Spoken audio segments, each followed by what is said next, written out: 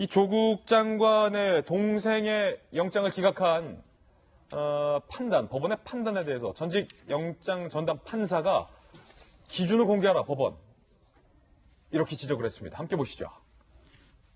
자, 이충상 전 영장 전담 판사예요. 지난번 조국 동생 영장 기각 직후에 법원 스스로 5점을 찍었다라면서 강력 비판. 그런데 오늘 또 입장을 냈어요. 구속영장 발부 기준을 공개해야 된다. 영장 발부 기준, 죄명별로 서면화되어 있지만 외부에 공개되지 않았기 때문에 명재건 판사가 기준을 위반해서 영장을 기각하는 배짱을 부릴 수 있을 것이다 라고 주장을 하며 조국 동생은 2억 원의 일부라도 반환한 것도 아니고 돈을 준 사람들을 교사로 채용하는 부정한 업무 처리, 배임 수재죄 한 죄만으로도 도저히 구속을 면할 수 없다. 이렇게 강력히 비판을 하면서 영장 발부 기준을 이참에 아예 공개를 하라라고 지금 공세를 하고 있는 그런 상황입니다. 이게 사실은 조국 장관의 동생의 영장 기각과 변호봉 변호사님, 네. 정경심 교수의 네. 검찰이 앞으로 청구하게 될 구속영장의 운명이 그렇죠. 영향을 미칠 수 있습니까, 서로?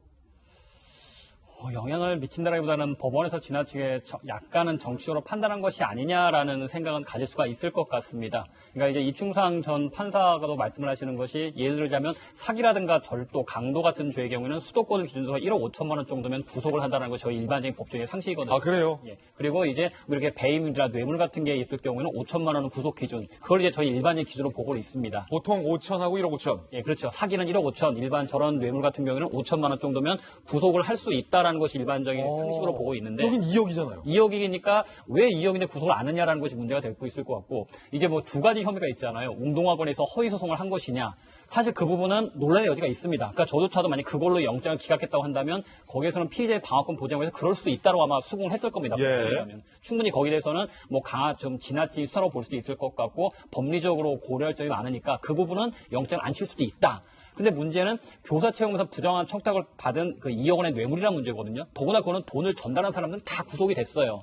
그런데 돈을 받은 사람을 구속하지 않겠다, 죄를 시인하고 있기 때문에 구속하지 않겠다라는 것은 전혀 납득할 수가 없는 거죠. 납득할 수 없다. 시켜서 돈을 갖다 주고 배달한 사람들은 구속하면서 돈을 받은 사람은 자백하고 있으니까 가장 주범이고 가장 핵심적인 인물인데 구속하지 않겠다. 이거는 어느 법조인도 아마 납득을 할 수가 없을 거예요. 그러다 보니까 그렇군요. 이제 이충성 전 판사 같은 경우도 그래, 운동하고는 허위소송 문제는 그거는 차지하고 법관의 양심에 따라 했다고 인정을 해주겠다. 하지만 배임 수재죄에 있어서는 2억 원이라는 기준 자체가 5천만 원 기준을 4배나 초과하고 있고 돈을 전달한 사람도 혐의가 인정돼서 다 구속되는데 돈을 받고 최종적으로 채용한 지시한 사람, 주범을 구속 안 한다는 건 말이 되느냐. 예. 그 점에 있어서는 도저히 아마 명판사도 할 말이 없을 것 같아요. 자, 보통 돈 배달하는 사건에 있어서 5천만 원이면 구속한다라는 건데 지금 이 사건은 2억이기 때문에 5천, 2억 구속이 안 되는 거에 대해서도 지금 법조인 두 분도 의아스럽다라는 반응입니다.